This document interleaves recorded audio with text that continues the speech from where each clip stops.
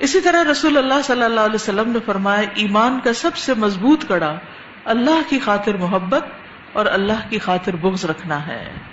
یہ ایمان کا سب سے مضبوط کڑا ہے جس کو انسان تھام لے تو گرتا نہیں. پھر اللہ کی خاطر محبت ایمان کی تکمیل کا باعث ہے، ایمان کو مکمل کرتی ہے.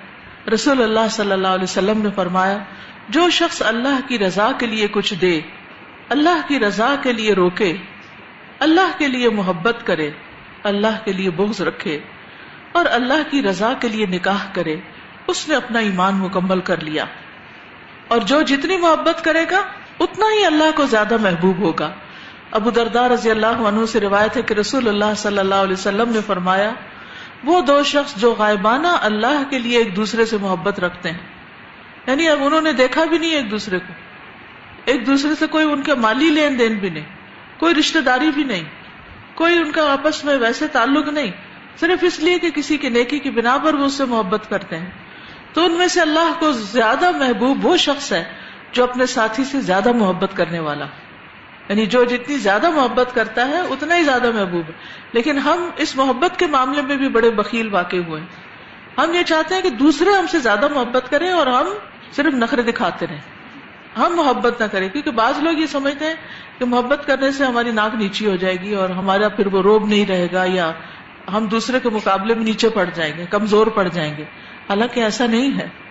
جو چیز ایمان کو مکمل کرتی ہو، جس کا ایمان جتنا زیادہ ہو، جو اللہ کا جتنا زیادہ محبوب ہو، اللہ سبحانہ وتعالیٰ اس کو نیچا نہیں ہونے دیتا. پھر اللہ کی خاطر محبت کرنے سے اللہ کی محبت ملتی ہے انسان کو. وہ مشہور حدیث ہے صحیح مسلم کی، ابو ہریرہ رضی اللہ عنہ کہتے ہیں کہ نبی صلی اللہ علیہ وسلم نے فرمایا ایک شخص اپنے بھائی سے ملنے کے لیے گیا جو دوسری بستی میں تھا، تو اللہ نے اس کے راستے پر ایک فرشتے کو نگرانی یا انتظار کے لیے مقرر کر دیا. پھر وہ شخص اس فرشتے کے سامنے آیا تو اس نے کہا کہاں جانا چاہتے ہو؟ اس نے کہا میں اپنے ایک بھائی کے پاس جانا چاہتا ہوں جو اس بستی میں ہے. اس نے پوچھا تمہارا اس پر کوئی احسان ہے جسے مکمل کرنا چاہتے ہو؟ اس نے کہا نہیں، بس مجھے اس کے ساتھ صرف اللہ کی خاطر محبت ہے. اس نے کہا تو میں اللہ ہی کی طرف سے تمہارے پاس بھیجا جانے والا قاصد ہوں کہ اللہ کو بھی تمہارے ساتھ اسی طرح محبت ہے جس طرح اس کی خاطر تم نے اس سے محبت کی. تو جو اللہ کی خاطر دوسروں سے محبت کرتا ہے اسی وجہ سے ملاقات کرنے کے لیے جاتا ہے اور کوئی وجہ نہیں، تو اللہ سبحانہ وتعالیٰ کی محبت ایسے لوگوں کے لیے واجب ہو جاتی ہے. تو اللہ کی محبت حاصل کرنے کے طریقے بھی ہمیں پتہ ہونے چاہیے.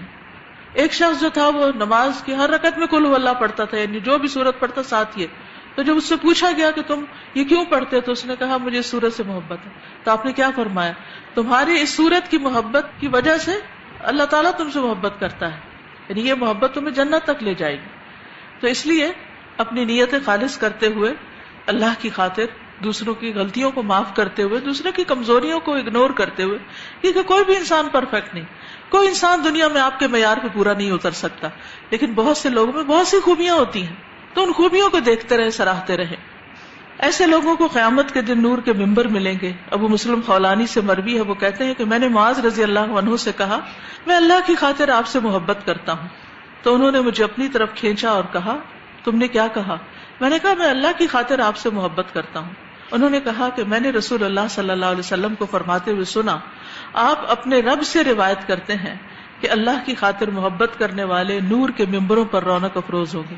یہ قیامت کا دن ہے جب آپا دھاپی ہوگی، نفسا نفسی ہوگی، ہر شخص پریشان ہوگا اور انتہائی مشکل وقت ہوگا. تو وہ لوگ عزت کے ساتھ بٹھائے جائیں گے، عرش کے سائے تلے ہوں گے جس دن اس سائے کے علاوہ کوئی سایہ بھی نہیں ہوگا. تو ان لوگوں کو سایہ نصیب ہو جائے گا. کہتے ہیں وہاں سے نکل کے میں عبادہ بن صامت کے پاس آیا اور معاذ بن جبل والی حدیث بیان کی. تو انہوں نے کہا میں نے رسول اللہ صلی اللہ علیہ وسلم کو اپنے رب عز و جل سے روایت کرتے ہوئے سنا ہے میری محبت ان لوگوں کے لیے واجب ہو گئی جو میری وجہ سے ایک دوسرے سے محبت کرتے ہیں. میری محبت ان لوگوں کے لیے طے شدہ ہے جو میری وجہ سے ایک دوسرے پر خرچ کرتے ہیں. میری محبت ان لوگوں کے لیے طے شدہ ہے جو میری وجہ سے ایک دوسرے سے ملاقات کرتے ہیں اور اللہ کی خاطر محبت کرنے والے نور کے ممبروں پر ہوں گے، عرش کے سائے تلے ہوں گے جس دن اس کے سائے کے سوا کوئی سایہ نہ ہوگا. تو اس طرح یہ حدیث دوسرے صحابی سے بھی ریکنفرم ہو گئی. تو اس لیے ہمیں ان احادیث پر غور کرنا چاہیے اور اپنے طرز عمل کا جائزہ لینا چاہیے. شیطان ہمیشہ ہمارے دلوں میں بدگمانیاں ڈالتا ہے، دوسروں کے بارے میں وسوسے ڈالتا ہے اور کسی کے بارے میں بھی دل صاف نہیں رہنے دیتا، اور محبتوں سے محروم کر کے دنیا کی خوشیاں بھی ختم کر دیتا ہے. اور آخرت کی یہ سعادت کیسے حاصل ہوگی جب دنیا میں یہ چیز نصیب ہی نہیں ہوئی. تو اللہ تعالی ہمیں اس کی توفیق عطا فرمائے.